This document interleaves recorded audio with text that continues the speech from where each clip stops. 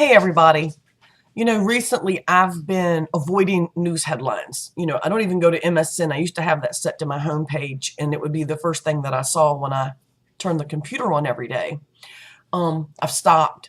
I took that off. I don't have a main homepage anymore. I, it just became too overwhelming. It was stressing over things that I could do nothing about. So a lot of the things that have been going on in the news, um, lady fell.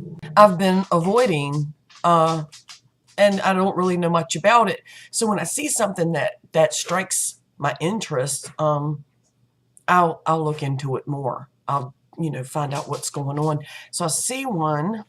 I don't even remember where I saw it at, but I went to the link and it was about a terminally ill, death with dignity advocate dies. She found out she was sick with brain cancer, and her name is Brittany Maynard.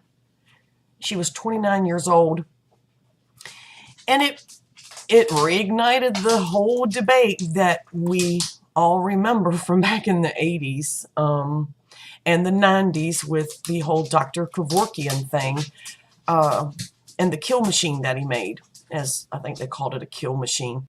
And of course the advocates against it are the same ones.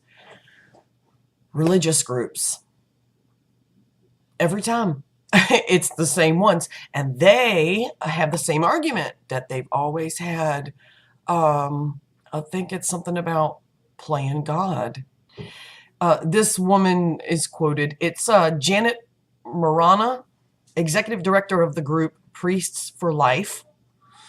It's a religious group, obviously, said in a statement after hearing of Maynard's death, "We are saddened by the fact that this young woman gave up hope."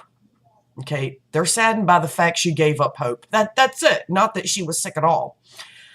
And now our concern is for other people with terminal illnesses who may contemplate following her example.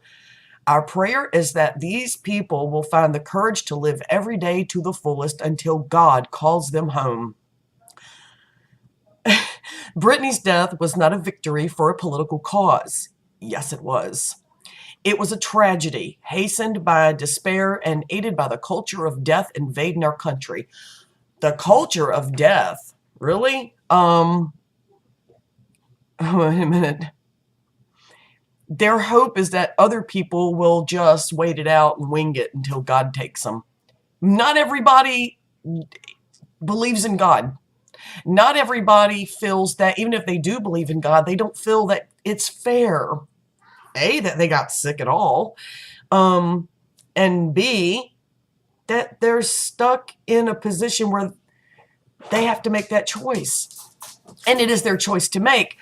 They don't want people playing God, but they want to waltz into someone's life and force them to live the way that they would live. Again, this shit happens with religion every fucking time, without fail. They want to force their life on everyone else. They don't get it. Religion has no place in the political issues of our country. They're thinking about the Middle East. They're thinking about other countries in the world, not this one. But it doesn't stop them from trying to force it, trying to change laws so that they can control the life and death of others. We have so much in our lives controlled for us. So many laws that tell us what we can and cannot do, whether it's the way we live in our home, the way we raise our children. If it's not up to standard as the law defines it, then we get in trouble or we get reprimanded, whatever. And this is one thing that any person should have the call on, whether or not they live or die. That's their business. Nobody outside of that woman's family should have anything to say about it. That is between her and who she chooses to participate in that decision. Or maybe she doesn't choose to let anyone participate. It's her fucking business. And religious people love to say that there's a war on religion.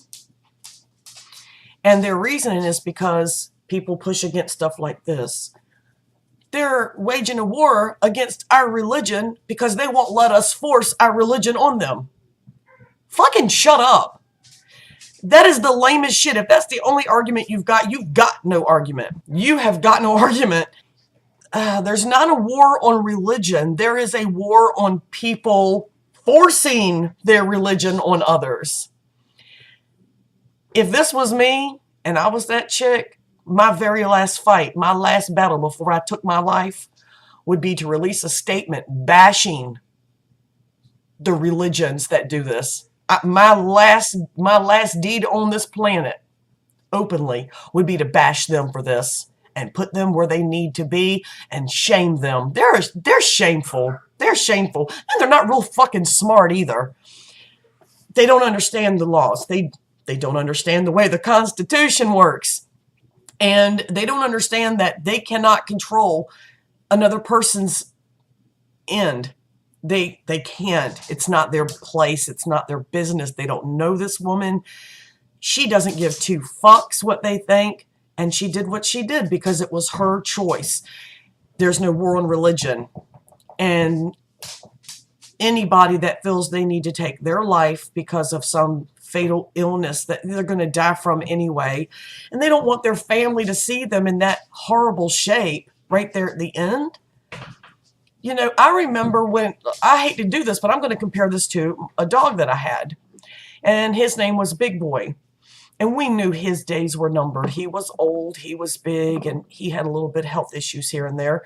And it was expensive to, you know, keep him on meds or anything. So we just fed him well and took good care of him and did what we could for him.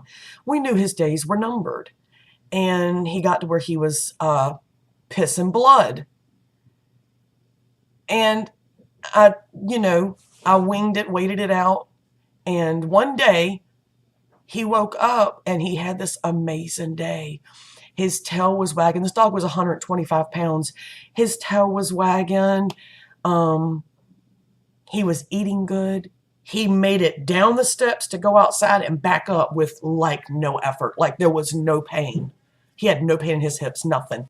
And I looked at Doug and I said, "Today's the day." And he said, "Why? He's having a good day." I said, "That's exactly why. He's having a good day. He will enjoy the car ride. We'll stop and get him a Happy Meal. And today's the day." And I knew that was the day. He was having such a good day. And Doug didn't understand, and he still doesn't. We talked about it not too long ago. He still doesn't understand why I took him on a good day. Well, because I didn't want his final day going into the facility and laying down in my lap and being with strangers that did the procedure. I didn't want it to be when he already didn't feel good. And the car ride would be miserable because he wouldn't be able to sit up and look out the window and get the fresh air. You know what I'm saying? And people, I think a lot of times are the same way. When they're having a really good day, that's the day. And it made me think of that movie, Night Mother, with Sissy Spacek. If you've never seen it, you absolutely should. She'd had a really good day, no seizures, and she was just having a really good day, and that was the day that she chose to do it. And her mother didn't understand, but she did it anyway, because it was her business, it was her call. Her mother didn't live with what she went through. She did every day, not knowing when it was going to happen. I believe that was actually a play before it was a film, if I recall correctly, but I remember crying when I first watched it. I believe I watched it on HBO, like way back. It hadn't been out for very long. And I was crying because I felt bad for the mom. It was heart-wrenching. But I cried also that Sissy Spacek's character felt like she didn't have any choices because what she had was not going to be fixed anytime soon, ever, actually. And that she felt hopeless. I felt really bad for her. And then I cried because I knew that she had made a decision that she had complete control over. And she seemed to be so happy about that decision. She was content. She knew what she wanted, and she had probably never been that positive about anything in her life. I know this is probably a pretty aimless rant. It goes into several different stories, but it just comes down to, you know, it's private, it's personal. And these religious groups don't need to use this as their opportunity to show God. It's like they go, we'll advocate against this and God will be so happy with us. Bitch, there is no God. Quit it. Just stop. You're making someone's last days on this planet controlled again, or trying to, giving them grief. And they hear about the shit you say and they need to hold on and wait for God to take them. Man, fuck that. If there's a God, you should question why the hell she's going through what she's going through. Because based on what I'm reading here, she was traveling all over the world helping everybody. And the appreciation she gets is this, a death penalty with what she has. You better question your shit. You better question what you think you know. Really question it. And in the meantime, leave people the fuck alone, because that shit ain't cool. It's not right at all. Anyway, thanks for stopping by and listening to my shit. Hit the red button below and hang out with me some more, and everybody have a really good day. Bye.